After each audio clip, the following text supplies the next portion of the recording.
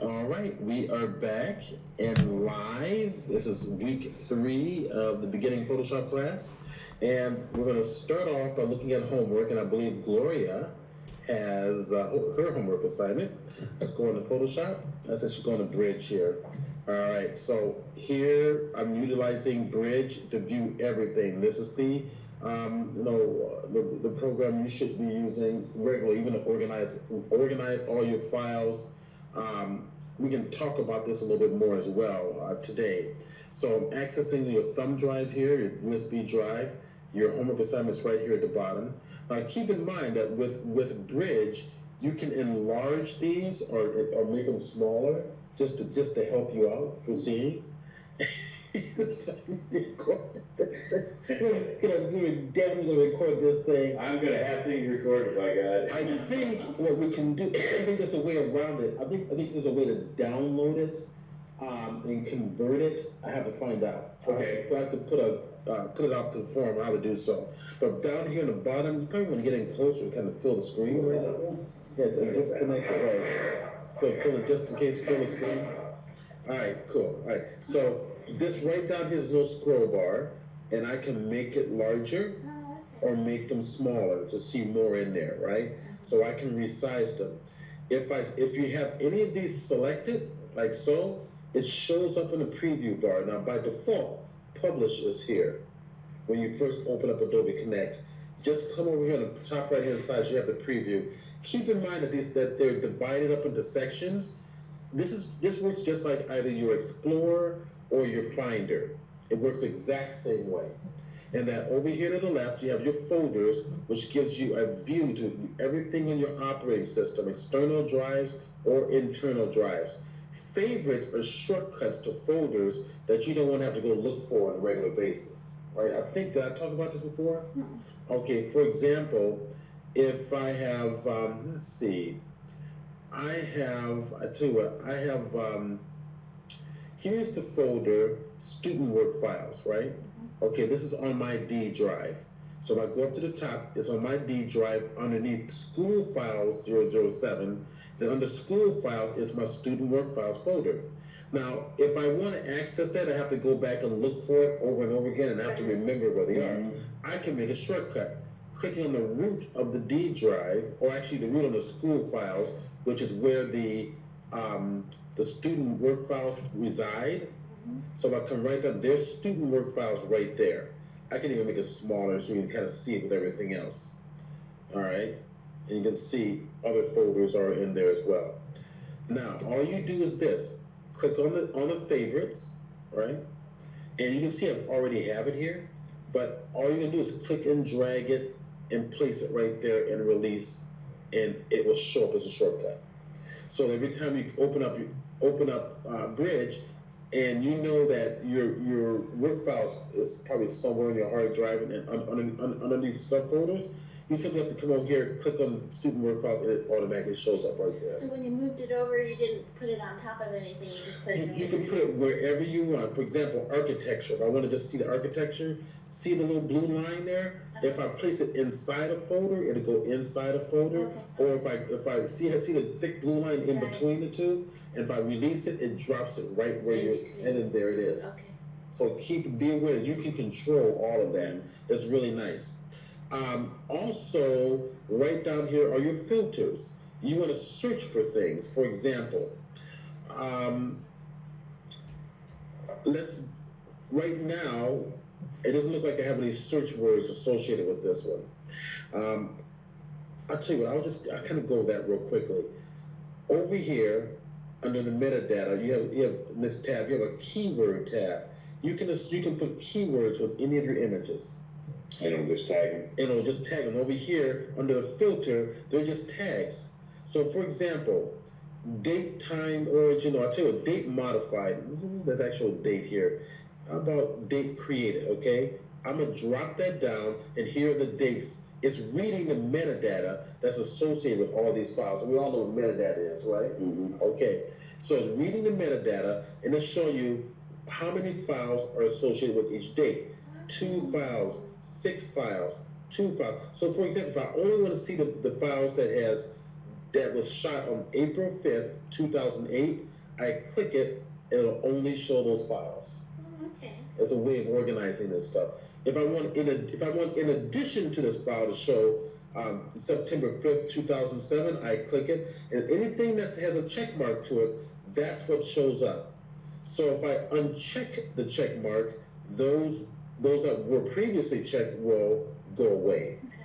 All right, it's a nice little way of organizing everything. If I uncheck everything, then everything shows up.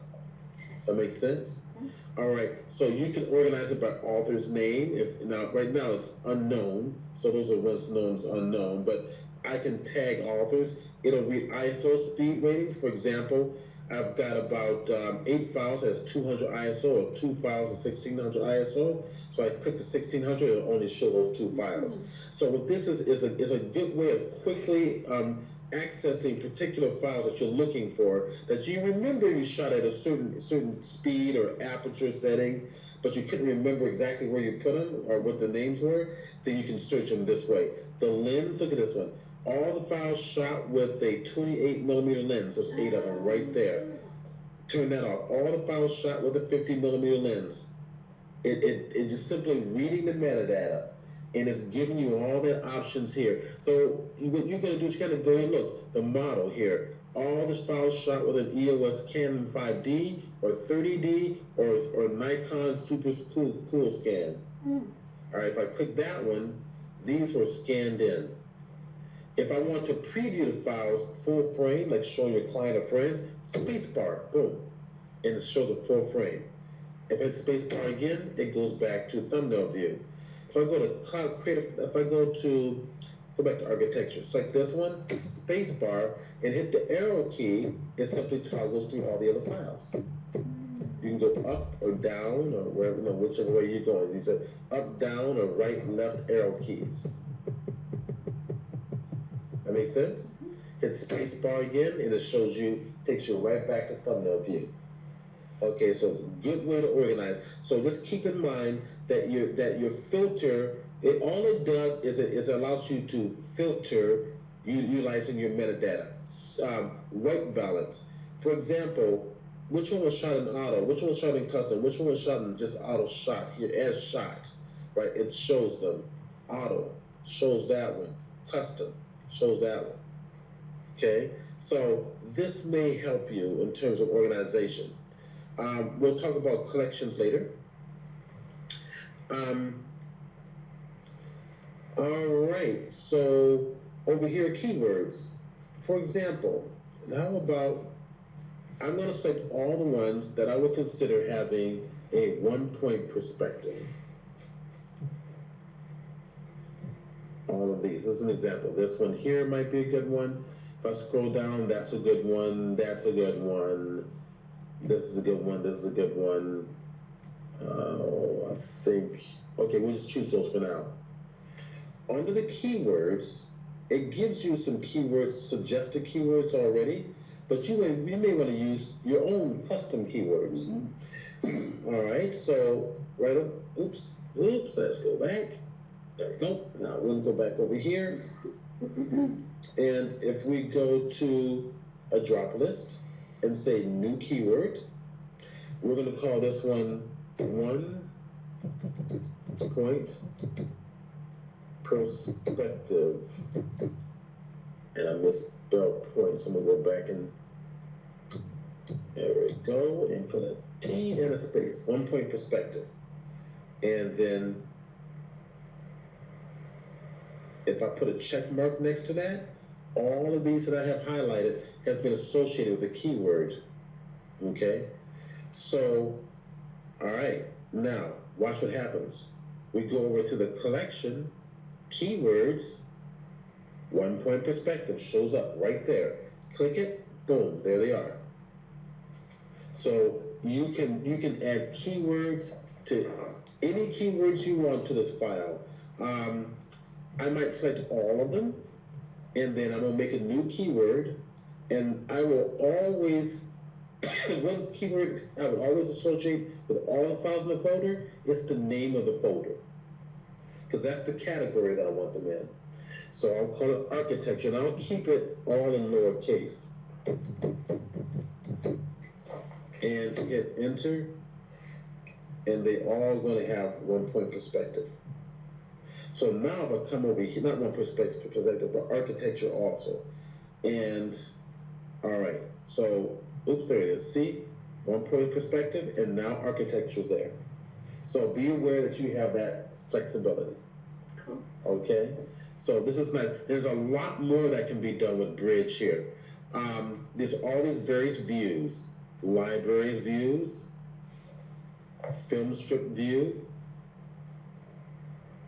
output view. If you're going to output to various formats like 4-up images on the page, you want to print them out, and you can actually custom create particular documents.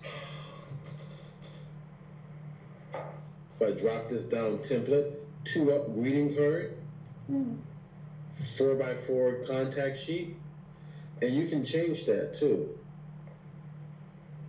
5x8 contact sheet, all your choice. So now if we go over to metadata, you got all your keywords here. You're seeing all your different metadata associated with this. Keyword options, now you get to see all your different keywords here. Okay. All right. Let's see, drop down. We got essentially got preview, where now it starts to dominate with mostly. Let's see, let's click this one here. There we go. It dominates mostly with a preview screen. So right over here in the drop list is just different views, light table view. So if I can select each one, say, okay, that one there, and then you can kind of scroll through like so, hit space bar, and you're in this light table view.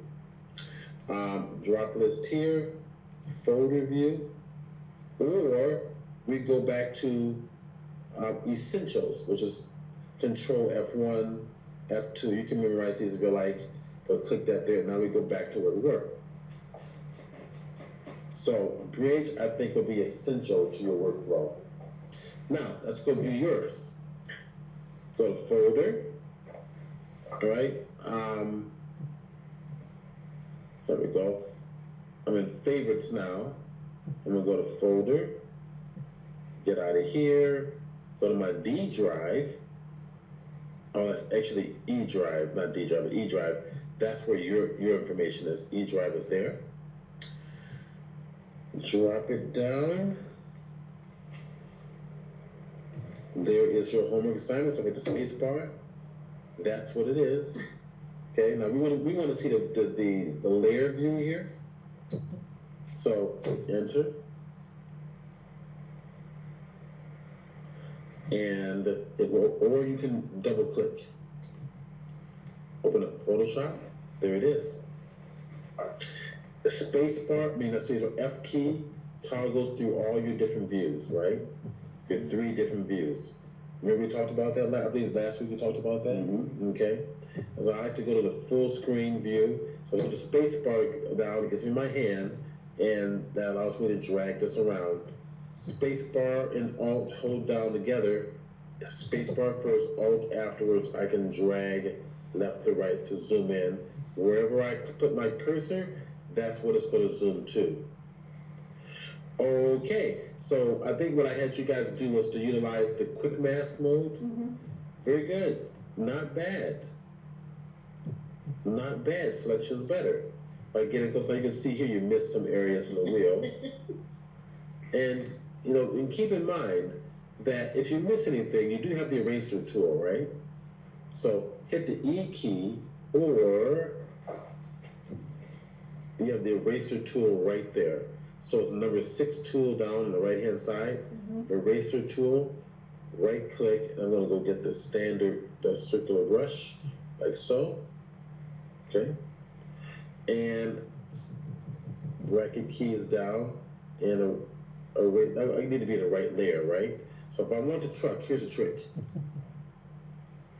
If I want to select the truck, I need to find a layer, right? What if I don't feel like looking for the layer? What's the shortcut for the move tool?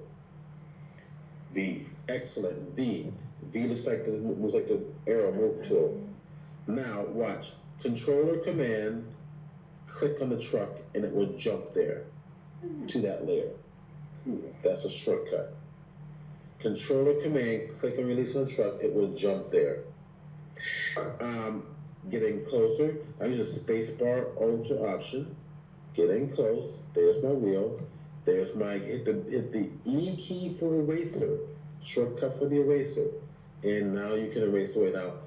Now, did I show you the new way of resizing your brush? There's those brackets, right? Okay, it's the bracket keys. Now I'm gonna show you the new way. On a PC, is Alt right click, drag left to right. You have this colored overlay, down for hard, up for soft. You're kidding. Cool. You're gonna learn more of this in the intermediate class. Well, that's gonna be the Wacom tablet class. Okay, we'll learn more of this in the Wacom tablet class after this ends. Up and down, so soft, So you down. You have the eraser picked right now? Yep, I have the eraser. I hit the E key on the keyboard for eraser, And and you can see it jumps to the eraser. okay. And now I'm holding down Alt, Okay. right click and hold, and drag left to right. I'm gonna let you do that in just a little bit. Now you know what the nature of your brush is. It's a little harder edge, or I can give it a slight hard, slight soft like this, bring it down small like so, all right? And then you can erase away just like this. Remember, control click on the image here, and the move tool drops you to the layer, E key for the eraser tool, and you just start erasing away.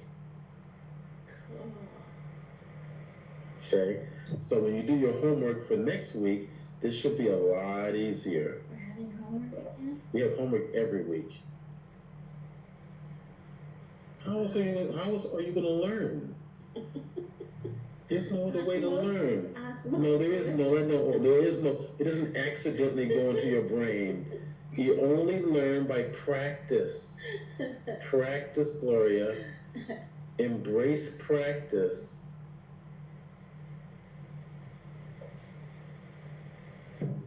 And the more you do this, the faster you're going to get. And the more creative you're going to get. But you must put to practice, which you did. I did. You did. So this is good. Now I'm going to make no comments on this. Thank you. You're welcome. It's my honor to make comments on your stuff. I'm going to make you an award winner here, okay?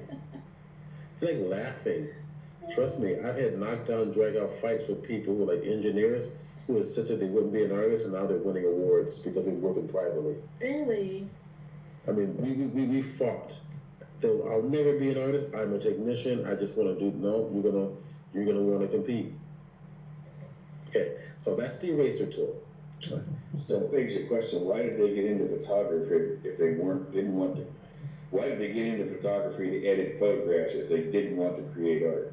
Well, I mean, I'm a technician and an engineer type, but to me, it just seems like if you're going to edit things and you're going to go into that, you're trying to create. You're trying to create, exactly right. Because a lot of it has to do that people underestimate themselves. They don't believe that they can do it.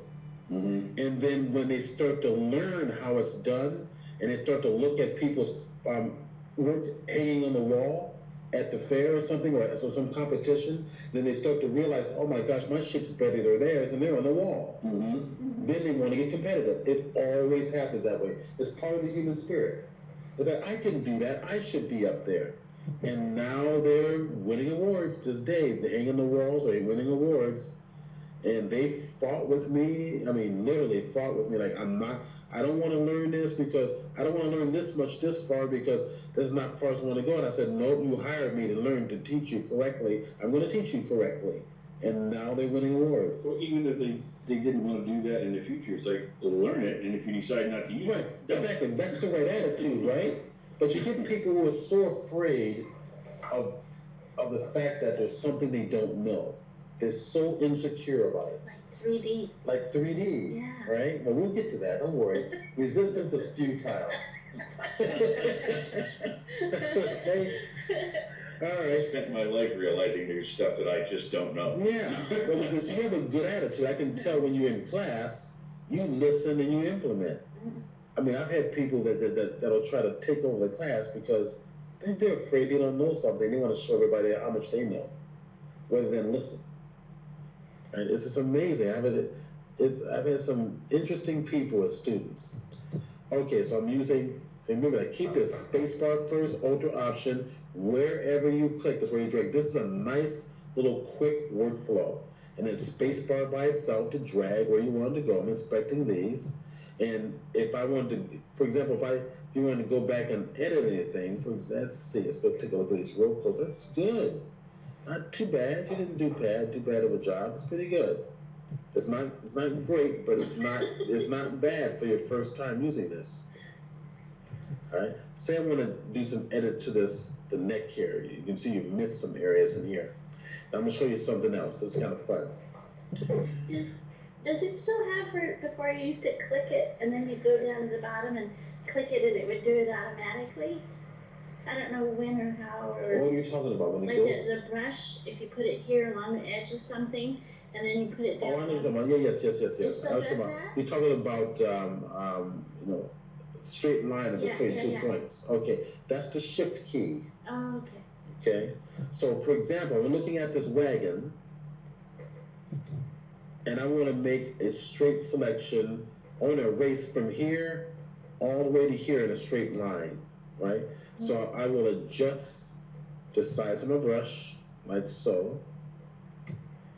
I will click and release. That's it. I have to select the layer, right? How do I do it? Walk me through. How do I select this layer without going to the layers? Is it off?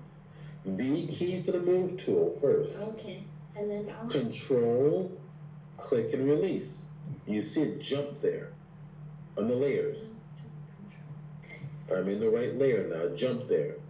Now, E key for the eraser tool. Click and release to it's a full erase. Hold this. Come right over here, hold the shift key down, boom. Okay. Wow. There's a straight line. Yeah. So you can do that with the brush as well. Let me make a new layer so you guys can see this practically. I'm making a brand new layer. I will keep the color, this color here, so this turquoise or cyan.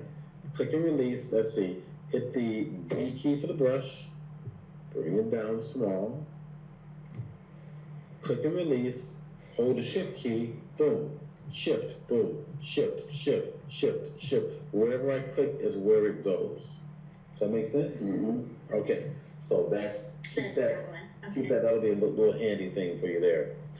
All right, so the only other thing I would like to comment on is what you've done is you put a bunch of things in the yard, like little kids are playing, and they left their toys in the yard, right? Mm-hmm. Now the issue is that the toys don't look like they're on the ground; they're floating. Right. Why? Because there's no. There's no shadow there. So let's go to the turtle. All right, we'll go to the turtle. How do I select its turtle? Oh wait, move tool. Move. How do I get that shortcut? V. How do I select the turtle? Control off. Control, click on the turtle. If you notice, it automatically highlights around the area that you're going to select. So there's smart guides. Okay. See that? So now around the turtle, click and release, it jumps there in the layer. Okay. All right. Now if I take a look at this whole thing, your turtle is warmer than your turtle is warm, it's yellowish, like it's in the sun. Where it's in the shade, what color dominates in the shade? Black. Blue. Blue. The opposite of the color of the light that's shining. It's physics. So the light is yellowish, the opposite color is going to be this blue. So what you will do is you go to Image Adjustments, Color Balance for now.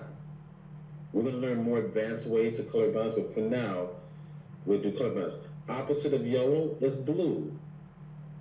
Pull it on over. See? Let it kind of match.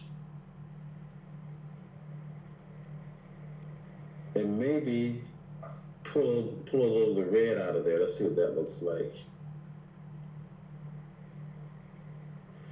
You can color balance in the shadows, midtones, and highlights equally. Independently, I should say. Alright, not bad. So before, after. Before, after. The only thing it needs now is a little more contrast. So we're going to go to Command or Control L or Image Adjustment Levels. If you look in here, there's the color balance. It's under Image Adjustment. Why? Because we're going to make a color or tonal adjustment of the image. We just did so with color balance. So now let's go to Levels and let's do a tonal correction. What is this? What does that do? What is that called? You should know this. What is that called? Oh, Histogram. histogram. Yeah. All right? There's a histogram. So what this is doing, if you look at your 256 shades of gray down here, absolute black, medium gray, and absolute white. If you look at the mounds, for example, if I pick this shade of gray down here, bring your mouse right above it. The higher the mound, the more of that particular shade of gray exists in your image. It's using percentages. So if that's true, do we have many whites in this image? No, we don't. So what we can do is we can increase contrast. We have some blacks, a lot of lower mid-tone areas, and then very little white. So if I bring the the white slider closer to the base of the curve, it's making your brighter areas brighter. If I take the darker areas, encroach it on in, it makes the blacks blacker.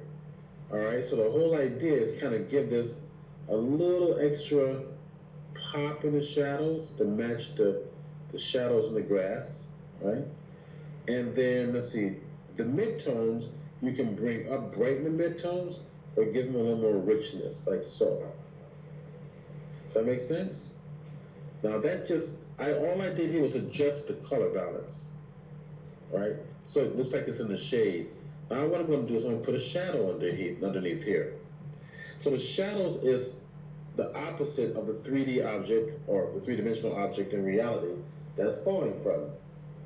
So what I'm going to do is I'm going to duplicate this one. What's the shortcut for duplicate? Control or Command J.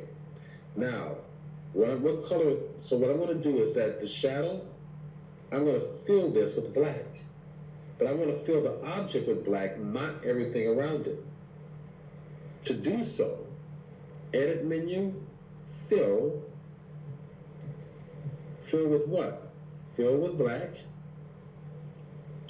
And preserve the transparency. If I don't select preserve transparency, it'll fill the entire layer with black. Instead, I want just the turtle to be filled with black. So, click OK, boom. Now, watch what happens. What layer, where is the shadow in comparison to the turtle layer? On top. So I'm going to drag it below, right beneath it. Go to my move tool and drag it like this. I want to make it look like the shadows on the ground, where the shadows hitting the ground. So Command or Control T for free transform. And I want to disconnect the transformation. I don't want to constrain. So hold the Shift key and put it like this. See? And hit release. Are shadows hard edge on the ground? All right, so we're gonna give a little bit of a soften it up, filter, blur, Gaussian blur. There we go. And it's basically overcast in here, so it's not going to be a really hard edge. So we're going to make it very soft to match the overcast situation. A little bit more. There we go. That looks good. And then the last thing I'm going to do is I'm going to bring down the opacity a little bit. like that. That looks like it's on the ground a lot more. So that's how you would deal with everything else, like the ball here, for example. Command click on the ball, you jump to the layer. Command or Control J, duplicate the layer. Fill it, edit, fill with black. Preserve transparency. There it is. Put the black ball underneath the colored ball. Pull it down a little bit. Now what I'm going to do is hit Command T and hold Shift key and do this. Probably push it right about there. Maybe a little more like that. Okay. Filter. We're going to make it soft, just like make it consistent with the other. And what I did was I went to filter. The very top Gaussian blur means reapply the last filter. Or you can go directly to the Gaussian blur here, blur Gaussian blur to do it from scratch. Okay? So if we pull back, looks like it's sitting on the ground now, right? So those are little things you have to pay attention to when you do compositing in Photoshop. So when you do your homework, especially with your next homework, you're going to think about what it is you're trying to create. You're going to put more thought into it. And what you can do is, I recommend that you don't try to figure it all by yourself. Get inspiration from other people who've already done it. For example, we're going to go online. I'm going to go online very quickly. Here we go. And what I do is this. We'll do photo composites. Photoshop. There we go. So I'll go to images and see what other people have done. So here's somebody holding up the bride, and then they take him out. All right, here is another example of what you can do. So look at what other artists have done and use it as inspiration for something you might like to do.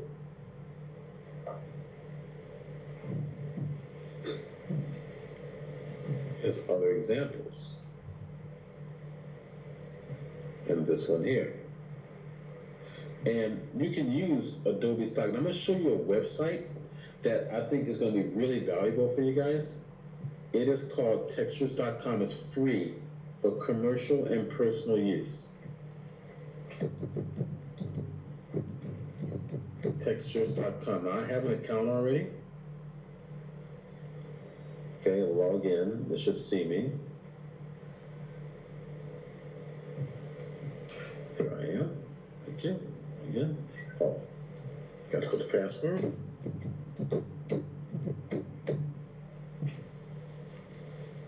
There it is. So, for example, you can put, save that. Thank you very much.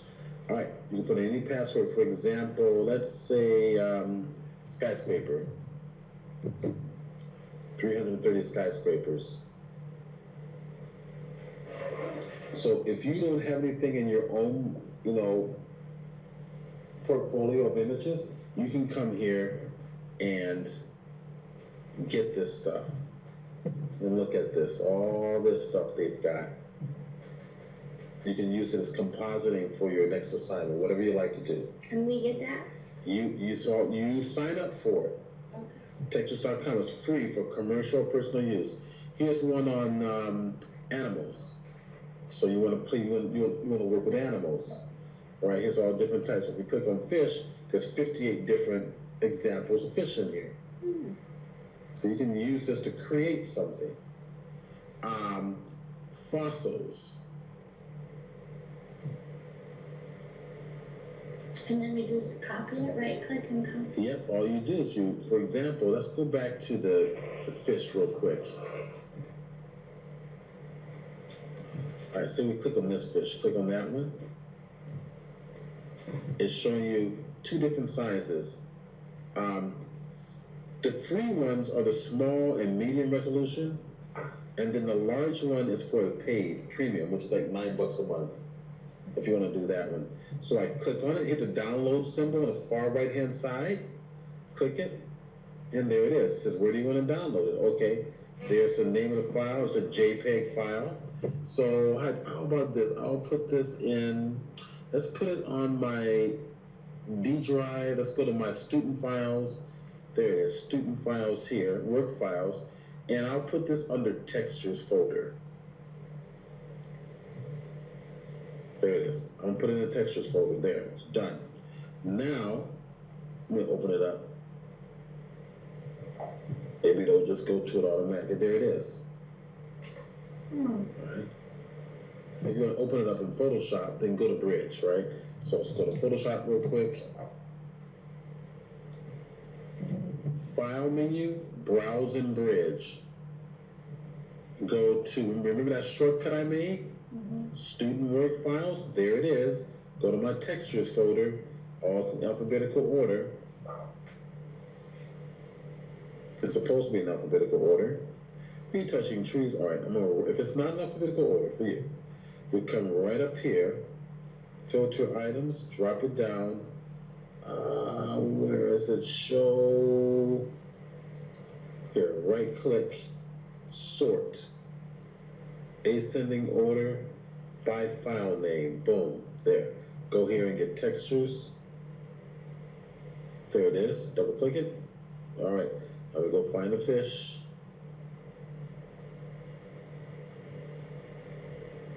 It's basically a numbered name, but see if I can just quickly scan this. I passed it. Thought you passed. I think I passed. I'll go slow. Slow. Maybe it wasn't Slow. It's in there. it. Anyway, Yeah, it's in there. All right, I'll find it. I'll go slow, kinda. It gave me a bunch of numbers for the name, for the title of the piece, and I'm just skipping over there. There it is. Here, double click it, open it up. All right, so how do we select this out? We want to put the fish on its own layer for a composite. How do we do it? okay, Control J, Command and Control J, we duplicate it later. What do we do next? selection tool? We'll use a selection tool. Which one? Be specific. Not the magic wand, but the other one. Or try the magic wand again. Maybe we can try magic wand. We can go and select. I would select the outside for the magic wand. All right.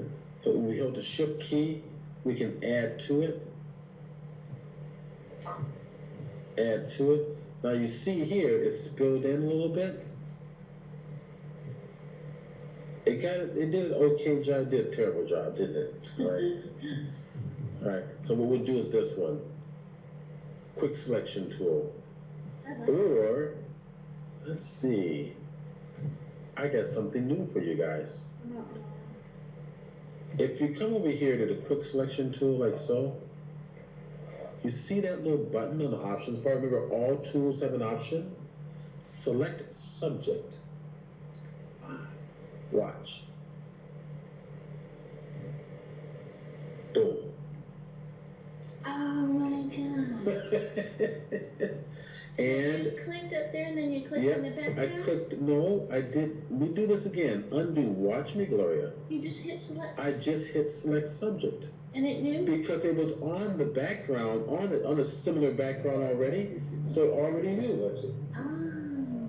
If you want to perfect it, like you can see up here, it kind of missed some spiny areas. That's fine. What's the shortcut for the quick mask? Did I show you guys quick mask last week? Painting with the red overlay? Yeah, you did, but I don't remember the shortcut. Q key. Q, that's it. All right, now here's something next. You notice that the fish is kind of red, Mhm. and then the overlay is red. Mhm. That's a pain. Hard to see, right? Let's change the overlay to green. Right down here, this symbol on the bottom left-hand corner is your quick mask. That's the long way of click on it. You can click it on and off as your toggle for quick mask. If I double click, it brings up these options. Here's the color. If I click this here, change it to green, and click OK, and click OK again, now click this, and there it is. So if I get in close, spacebar, Option or Alt, zoom in quickly. Now, resize my brush, make my brush here, make it smaller, and paint with white, X key to switch the foreground and background color. Paint with white, oh sorry about that, I want to make sure I'm on brush, sorry about that. Paint with white to discard from the mask, see? Getting closer, paint with white to discard from the mask. Paint with black to add to the mask. See? Does that make sense? All right. I'll make this smaller. I won't do the whole thing. I just want to show you. Command 0. See what it did? Okay.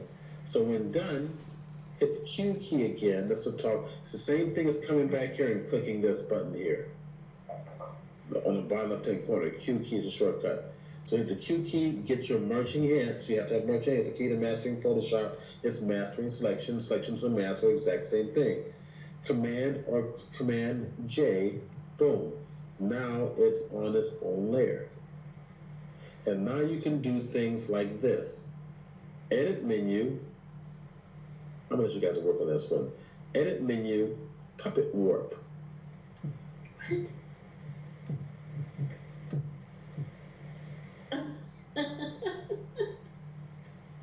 All right, and hit spacebar. Talking bass. That's right, it's talking fast.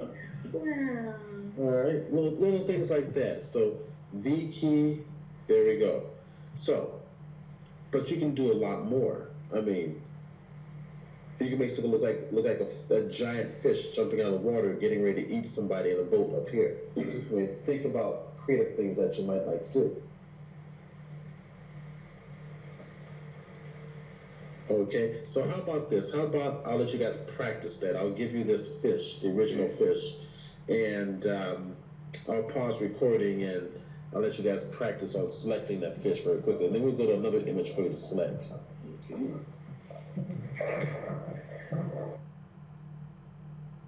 All right, so we did a little example on further selecting your work.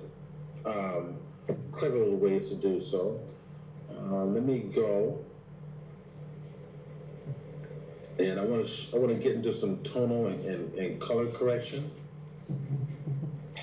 So let's look at this here. I'm gonna open this one up here. This is a shot I did.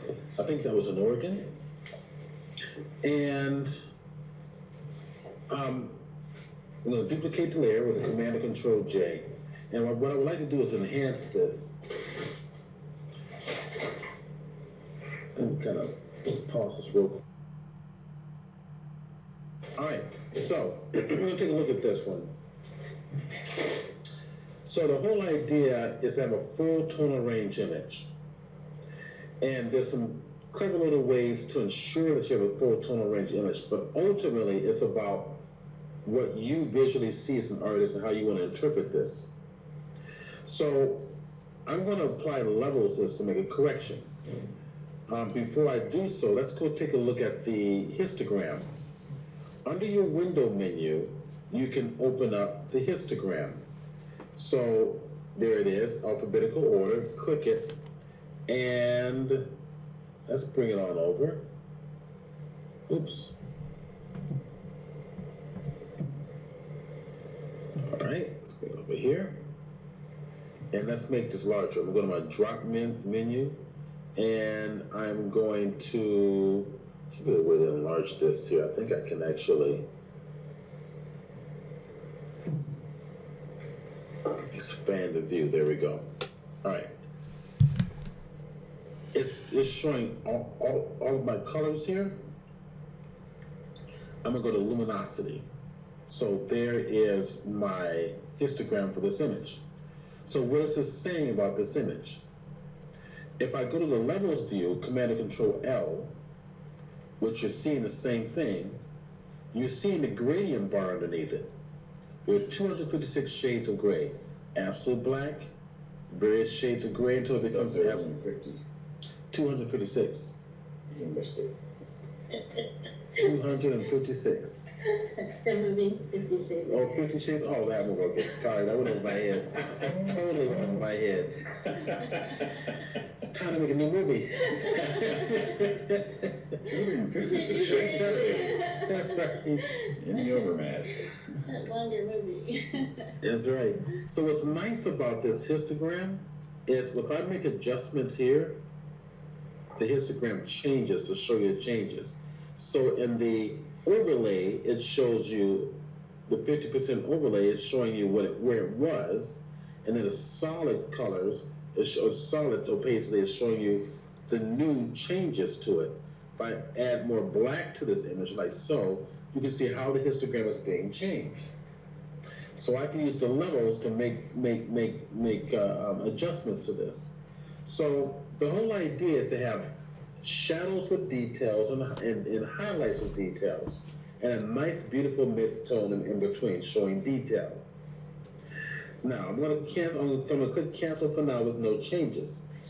Yes. How did you get the levels to come up? Okay, so the question is, you mean a histogram? Oh, you mean the levels? Levels, the shortcut for levels, well, I'll tell you the long way. Image, adjustment. Why? Because I can make a tonal or color adjustment to an image. Levels. Or Control L right there. Okay. All right? Or Control L. Or Control or Command L, I should say. Now, here's a quick little way to ensure that you're going to have detail everywhere. I'm going to go to the window menu, and I'm going to select the eyedropper tool. Here, we'll do it this way. Right over here, on your toolbar, I is a shortcut for eyedropper, or is a fourth tool down on the left-hand side. If I click and hold, you're going to have what's called the color sampler tool. If I select it, what this is going to do is it's going to lay points down. Now, let me go back to the Windows menu, which is where I started, and I'm going to grab the Info palette, F8, or the Info palette. Now, what the Info palette does is it's giving you information on the RGB values here. 000 represents absolute black, 255 represents absolute white, 128 represents absolute medium gray. And right here, wherever I mouse, it's giving me the numerical equivalents here. So here it's saying it's 77 red, 100 green, and blue 63.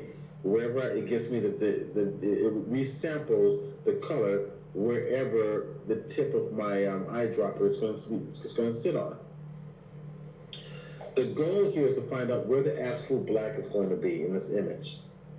So if I come down here to the darker values, you can see my lower values are something like 5, 6, and 8. That's pretty dark in there. It's on lower areas right over here. There's 3, 3, 3. I'm going to click and release and put a target right there. So what we want to do is we want to sample our extreme blacks and our extreme highlights. And we want to make sure that we adjust the levels so that the highlights and the blacks are going to have detail when we print them. So here is my first marker. Now I want to find out where my extreme highlights are. So wherever closest to 255 is going to be, that's what it'll be. So I'm going to measure this right in here. You see 217, 232, 248. So it's not quite 255, is it? So that means there's detail there. Nothing's blown up. If you get closer to 255, that means you have no detail. Come up here, now there's 200, 209. Up here, it's about 197, 212. So it looks like down here is going to be the closest to white that this image has. And I'm going to sample it and put a target marker there. So what I've done now is I've placed a target for number 1, and a target for number 2. I can place more targets, but I'm only care about those 2 areas right now. Here's where it gets fun. Now, what I want to do is I want to calibrate the levels to ensure that the blacks are going to be rich black, the whites are going to be rich white, and there are going to be detail when we print this. So if I hit, what's the shortcut for levels?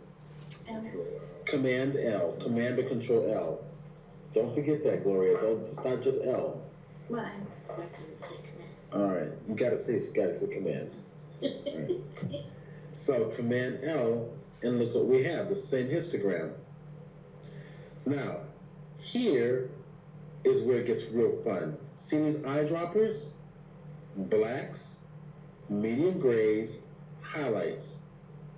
So if I go to the black eyedropper, and I want to calibrate the black eyedropper, I want to make sure that the blacks aren't going to be blocked up.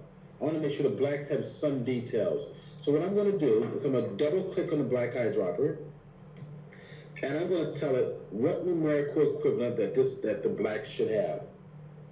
For the RGB, which is all I'm concerned about, I'm going to say, okay, I'm going to go 7 points up from absolute black to make sure that I'm not going to print, right? So this little dot just popped up here. Now I want to say, okay, I want to go to my absolute whites here. Double click it. I want to calibrate that. It comes 7 points down from 255, which is going to be what, 248, right? So instead of 255, which means white with no detail, we bring it down to 248, 248, and 248. And click OK. So what we've done is we've calibrated the black, and it'll stay that way until you physically change it. So we want to make sure that go to the blacks, the absolute blacks, and where do we put our marker? Right down here. Right down here. Zoom in closer, like this. Okay. Put my tip of my eyedropper right here. I want to make sure, see right there, because remember we selected the black eyedropper, put the tip of the eyedropper right in the middle, and watch the image very closely when I click. See that change? Now it's calibrated the black so that it's going to be a darker value that's going to maintain detail. Now, let's go to the top one. White. Put it right in the center and watch closely. See? What it did was it also color balanced it out for you. It neutralized.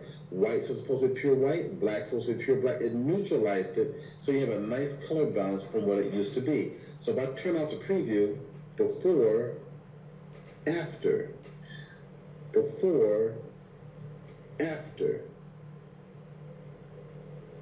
Okay, so what I want you to do, we're going to pause, and once I click OK, say yes, keep the new targets as defaults. It'll stay that way until you physically go change it. So what I'd like you to do is pick any image you want, bring it up in Photoshop, and then we're gonna apply this technique to it. I'm gonna pause recording.